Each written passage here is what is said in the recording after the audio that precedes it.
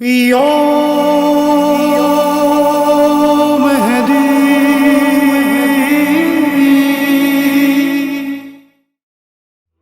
بسم اللہ الرحمن الرحیم۔ اللہم صلی علی محمد و آل محمد، اللہم عجل لولیک الفرج۔ آئیے اپنے امام کے متعلق جانیں۔ کتاب کمال الدین و تمام النعمہ، مصنف آغائے شیخ صدوق علیہ الرحمہ۔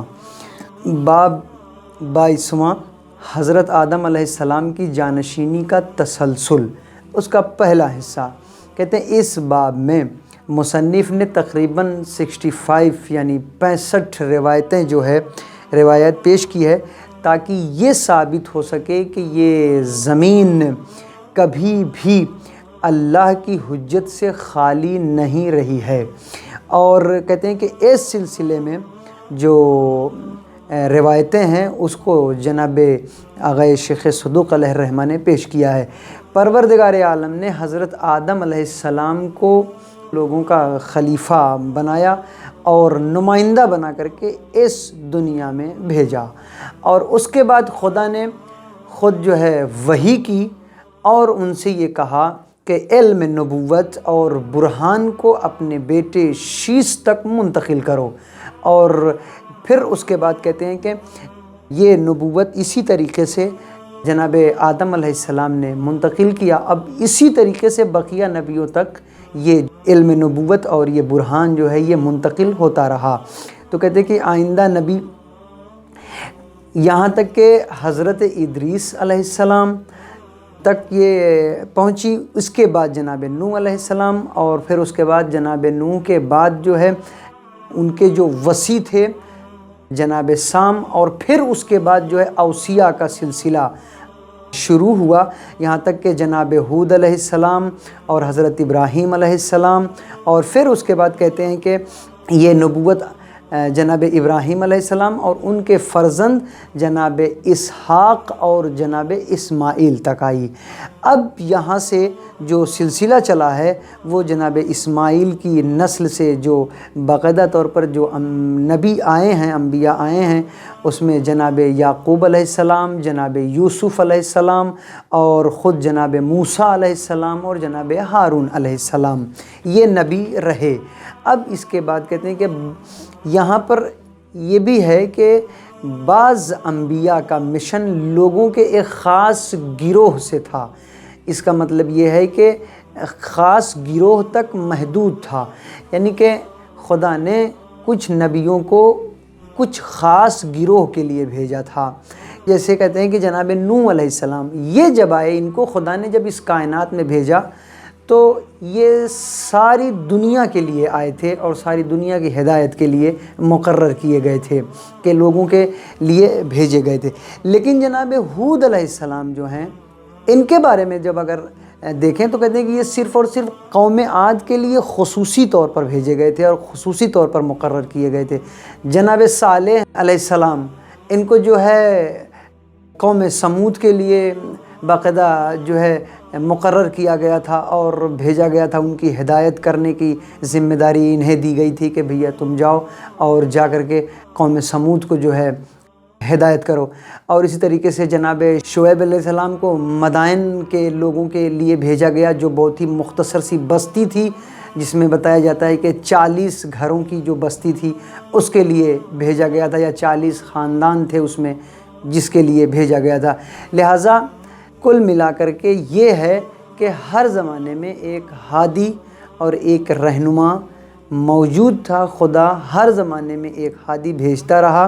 اور زمین پر اللہ کی حجت موجود تھی ہر زمانے میں۔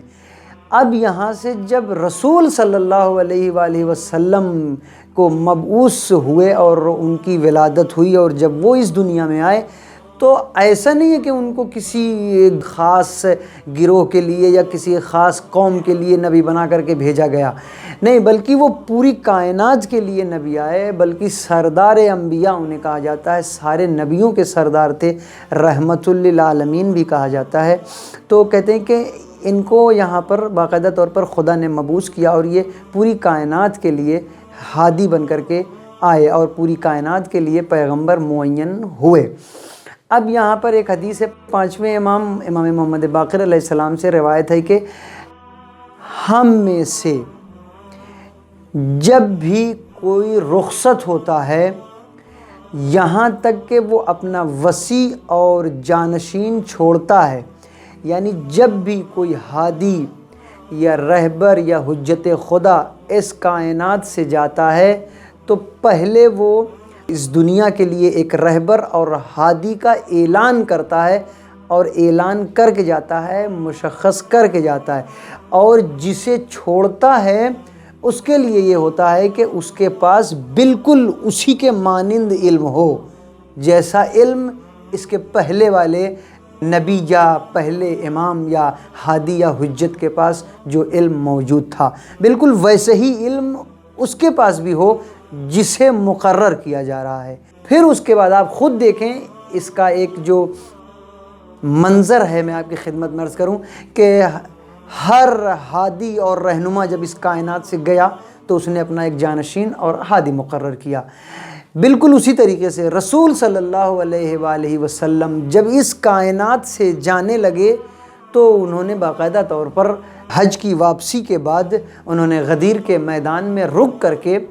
اعلان کیا اور اپنا جانشین مقرر کیا، اپنا وصی مقرر کیا، اور فرمایا من کنت مولا فہذا علی مولا۔